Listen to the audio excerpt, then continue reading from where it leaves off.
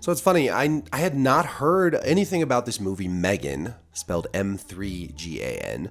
I hadn't heard a thing about it until like Friday, until it was out in theaters. I guess there was a whole like TikTok viral campaign, and I just don't do TikTok. I guess even though I feel like I'm online all the time doing my job, writing about TV, movies, video games, I'm just not hip to the times anymore. I guess that's what getting old means. So we went to M3GAN because 95% on Rotten Tomatoes, great reviews, looked fun, and it was a fun movie. I won't spoil anything beyond the premise, which is girl gets animatronic like robot doll that's super, super intelligent and lifelike, and doll ends up becoming evil murder doll. You can extrapolate from there. This movie is extremely predictable, right? It follows a very set formula. There is nothing particularly surprising about it. There are many, many, many fun scenes. There are a few laugh out loud moments that I really got a kick out of.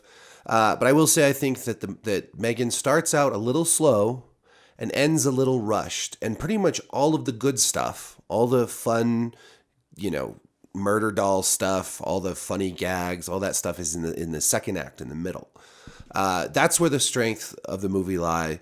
I would have appreciated something a little less formulaic. I think they could have started off a little bit with a little less development. I'm always like, we need more character development. We need more. But this is a goofy horror movie. We really could have moved through some of these early stages a little quicker.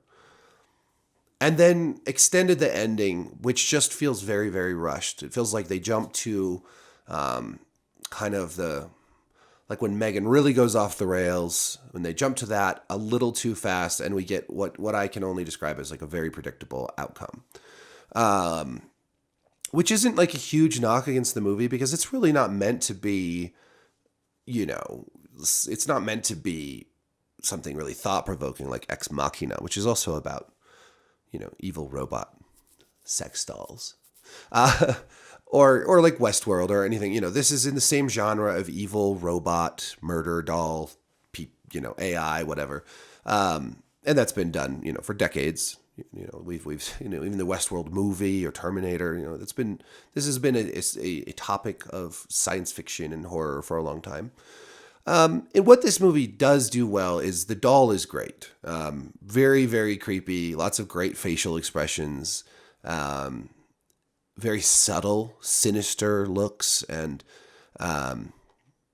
just it's surprisingly funny moments. With the doll singing or dancing, and I would have liked also an R rating for this. I know PG-13 opens it to more audiences, but it was very bloodless. It was very, very muted violence. But honestly, like, this doll could have been. I mean, there were the moments where it was violent were the best. I mean, at its core, this should have been the kind of movie that we saw a lot more like hacking and slashing and blood and gore. But overall, I enjoyed it. I think it's something you can wait. You don't need to see it in the theaters necessarily. If it's a fun theater movie because people are laughing along with you, but easily wait for streaming or rental. So that is all I have to say about that. And excuse my voice today. I have been fighting a cold for the last few days because 2023 just wants to test me, I think. Test my resolve. I'm going to sneeze my way through it, man. All right, like, subscribe, hit that the notification bell, and peace.